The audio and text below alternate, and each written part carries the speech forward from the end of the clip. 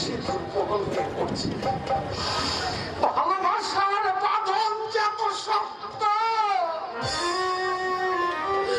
কিছুতেই খুলতে পারছি না। তবু খুলতে হবে। যদি খুলতে না পারি ছিঁড়ে ফেলবো।